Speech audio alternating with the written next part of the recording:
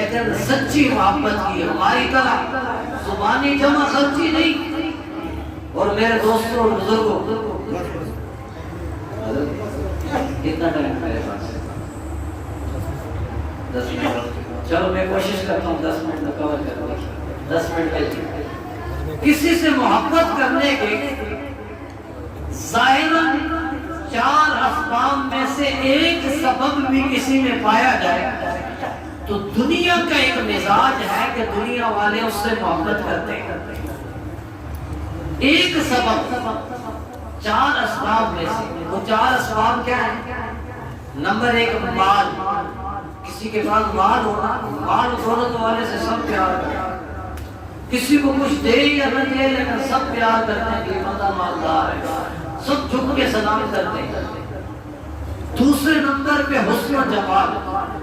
اگر کسی کو حسن ملا ہو، یہ رب کی بہت بڑی نعمت ہے، رب تعالیٰ نے کسی کو حسن و جمال سے نوازا ہو تو فطرتاً لوگ اس سے، طبعاً لوگ اس سے پیار کرتے ہیں۔ تیسری چیز ہے وہ ہے کمال۔ کسی نے کوئی بڑا کمال کیا ہو، کوئی بڑا اللہ کا فہامہ ہے، کوئی بڑا ماہر ہے، کوئی بڑا سافٹ ویئر انجینئر ہے، کوئی کسی فیلڈ میں مہارت رکھتا ہے، اس کے کمالات اور مہارت کی وجہ سے لوگ اس کے گرویدہ ہو جاتے ہیں، اس سے محبت کرتے ہیں۔ اور چوتھا سبب ہے نوال، احسان، کہ کوئی کسی پہ احسان کر لے تو طبعاً انسان کی اس کے سامنے نگاہیں جھکی رہتی ہے اور فطرتاً انسان اپنے احسان کرنے والے سے محبت کرتا ہے کہ یار اس نے میرے اوپر احسان کیا، اور کرنی بھی چاہیے۔ اللہ کے نبی صلی اللہ علیہ وسلم نے فرمایا من لم یشکر الناس لم یشکر اللہ۔ جو لوگوں کا شکریہ ادا نہیں کرتا، جو اپنے ساتھ احسان کرنے والے کا شکریہ ادا نہیں کرتا، وہ اللہ کا بھی شکریہ ادا نہیں کرتا۔ ہم اس تناظر میں کسی میں اگر ایک چیز موجود ہو تو سب اس سے محبت کرتے ہیں۔ اب ہم جب اس تناظر میں اپنے آقا صلی اللہ علیہ وسلم کو دیکھتے ہیں تو ایک چیز نہیں، یہ چاروں کی چاروں چیزیں بطریق کے اتم و درجہ کمال تک آقا صلی اللہ علیہ وسلم میں موجود ہے۔ سب سے پہلی چیز ہم دیکھتے ہیں مالداری۔ اگر مالداری کو دیکھا جائے تو ہمارے آقا سے بڑا مالدار بھی کوئی نہیں ہوگا۔ ہم تو اس کو مالدار سمجھتے ہیں کہ جس کے پاس پیسہ اور 1 روپیہ بھی خرچ نہ کرے۔ میرے آقا وہ مالدار تھے کہ سونے چاندی کے ڈھیر لگ جاتے تھے، شام کا سورج غروب ہونے سے پہلے پاس 1 روپیہ بھی نہیں ہوتا تھا، سب رب کی راہ میں لگا دیتے تھے۔ سبحان اللہ۔ ہم تو اس کو مالدار سمجھتے ہیں جس کے دروازے سے ہمیشہ جاننے والا خالی لوٹتا ہے، اپنے پاس بہت کچھ ہوتا ہے۔ لیکن آقا صلی اللہ علیہ وسلم وہ مالدار تھے کہ جن کے دروازے سے کبھی بھی سائل خالی نہیں لوٹا۔ سبحان اللہ۔ ہم اس کو مالدار سمجھتے ہیں جس نے بڑی تگ و دو کے بعد مال کمایا ہو۔ ہمارے آقا وہ مالدار تھے کہ جن کے لیے احد پہاڑ بھی سونا بننے کے لیے تیار تھا، لیکن آقا نے انکار کر دیا۔ سبحان اللہ۔ فرمایا مجھے تیری ضرورت نہیں، اور دعا مانگا کرتے تھے اللہم احینی مسکینا وامتنی مسکینا واحشرنی یوم القیامت فی زمرۃ المساکین۔ خدا بندہ جب تک میں زندہ رہوں مسکینوں میں سے رہوں، جب اس دنیا سے پردہ کروں مسکینوں میں سے اٹھوں، اور قیامت کے دن جب تیری بارگاہ میں پیش ہوں تو میرا شمار بھی مسکینوں میں سے ہو۔ سبحان اللہ۔ اللہ اکبر۔ اور دوسرا سبب میں مختصر کرتا ہوں، یہ چاروں سبب اختصار کے ساتھ میں بیان کرتا ہوں۔ دوسرا سبب ہے حسن و جمال۔ آپ نے بڑے بڑے حسین دیکھے ہوں گے، آپ نے بڑے بڑے محجبین دیکھے ہوں گے، لیکن ایسا حسین آپ نے نہیں دیکھا ہوگا کہ سب سے زیادہ حسن مشہور حضرت یوسف علیہ السلام کا ہے، لیکن حضرت عائشہ صدیقہ رضی اللہ تعالیٰ عنہ فرماتی کہ حسن یوسفی کو دیکھا تھا نا مصر کی دوشیزاؤں نے انگلیاں کاٹی تھی. لو رأتنا جمال محمد لقطعنا عنقهم. اگر یہ میرے محمد کا حسن و جمال دیکھتی یہ چھریاں پھر پوروں پہ نہیں کلیجوں پہ چلتی. سبحان اللہ. اور حضرت ابو ہریرہ رضی اللہ تعالیٰ عنہ فرماتے ہیں جس نے جو دیکھا اپنے تاثرات بیان کیے. کسی نے پوچھا آقا کو کیسا پایا؟ حضرت ابو ہریرہ فرمانے لگے کأن الشمس تجری فی وجہہ. ایسے لگتا تھا جیسے آقا کے چہرے میں سورج چل رہا ہو. اور تورات کا عالم آسمانی کتب کا عالم عبداللہ بن سلام رضی اللہ تعالی عنہ حضور اقدس صلی اللہ علیہ وسلم کو دیکھنے آئے. حضور کو دیکھنے آئے. دیکھتے ہی جو فرسٹ امپریشن ہوتا ہے پہلا جو انہوں نے ان کا جو امپریشن تھا اور خود غیر اختیاری طور پر ان کی زبان سے جو کلمات نکلے حدیث کی سچائیوں میں وہ کلمات موجود ہیں کہ عبداللہ بن سلام نے اب چاہے ختم نہیں ہوگی اب تو میرا خیال ہے کہ بچوں کو بٹھا دیں وہ نا بالکل تسلسل بن جاتا ہے. بس یہ نقل و حرکت ختم کر دیں میں بس انشاءاللہ آپ کی جان چھوڑنے لگا. حضرت عبداللہ بن سلام رضی اللہ تعالیٰ عنہ نے جیسے آقا کا چہرہ دیکھا تو پہلے کلمات ان کی زبان پر آئے. کہنے لگے واللہ ان ھذا الوجه ليس بوجه کذاب. اللہ کی قسم یہ کسی جھوٹے کا چہرہ لگتا ہی نہیں. سبحان اللہ. یہ کسی جھوٹے کا چہرہ لگتا ہی نہیں. یہ تو دیکھ کے ہی پتہ چلتا ہے کہ یہ کیا ہے.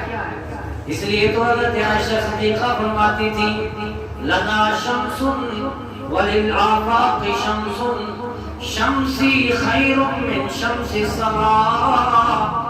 شمس الناس تطلع بعد الفجر وشمسی تطلع بعد العشاء. ایک لوگوں کا سورج ہے ایک میرے آنگن میں طلوع ہونے والا سورج ہے. لوگوں کا سورج صبح طلوع ہوتا ہے شام کو غروب ہو جاتا ہے. لیکن عائشہ تیرے مقدر پہ قربان تیرے آنگن میں طلوع ہونے والا سورج وہ ہے جو راتوں میں بھی طلوع رہتا ہے. سبحان اللہ. راتوں میں بھی جگمگاتا ہے. دوسرا سبب تھا کسی سے محبت کا وہ تھا حسن و جمال. اور حسن و جمال کو اگر دیکھا جائے وہ حضرت جبریل علیہ السلام نے جب آقا کے چہرہ دیکھا تو جا کے کیا کہنے لگے قلبت مشارق الارض و مغاربها. میں نے مشرق بھی دیکھی میں نے مغرب بھی دیکھی میں نے شمال بھی دیکھا میں نے جنوب بھی دیکھا میں نے کائنات انسانی کا ایک ایک فرد دیکھا. میں نے یوسف علیہ السلام کے حسن کو دیکھا. میں نے آدم صفی اللہ کو جنت میں دیکھا. میں نے نوح نجی اللہ کو طوفان کی موجوں میں دیکھا.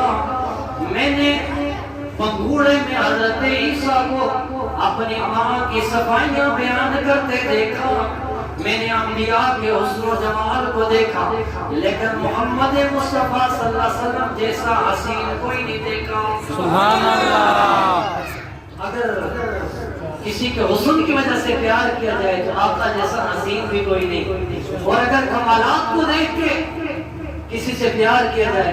ایک واقعہ ایک شخص آقا صلی اللہ علیہ وسلم سے کہنے لگا آپ کو نبی تب مانوں گا یہ جو بڑا درخت ہے نا یہ چل کے آپ کے قدموں میں آئے اور واپس چلا جائے. حضور نے فرمایا جاؤ اس درخت کو جا کے کرو ایھا الرجل ھذا ایھا الشجر ھذا الرجل یطلبک. وہ درخت وہ جو شخص کھڑا ہے وہ تجھے بلا رہا ہے. تاریخ کی سچائیاں گواہی دیتی ہیں اس شخص نے جب پیغام دیا وہ پرانا درخت بڑا موٹا زمین کو چیرتا ہوا کلمہ پڑھتا ہوا آقا کے قدموں میں آیا اور واپس چلا گیا. سبحان اللہ. انبیاء میں سے کوئی نبی آسمانوں سے اوپر معراج رب نے سب کو کرایا، لیکن امتحان لے کر آقا صلی اللہ علیہ وسلم کا معراج یہ تھا کہ جوتوں سمیت عرش بری پر سبحان اللہ۔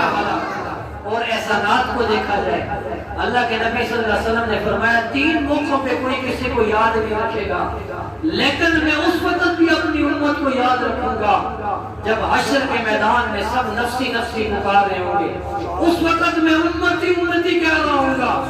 جب پل صراط پہ سب کانپ رہے ہوں گے، اس وقت میں اپنے گناہگاروں کو دیکھ رہا ہوں گا۔ جب میزان پہ عمل تولے جا رہے ہوں گے، سب پریشان ہوں گے، لیکن اس وقت بھی میں اپنی امت کے گناہگاروں کو دیکھ رہا ہوں گا۔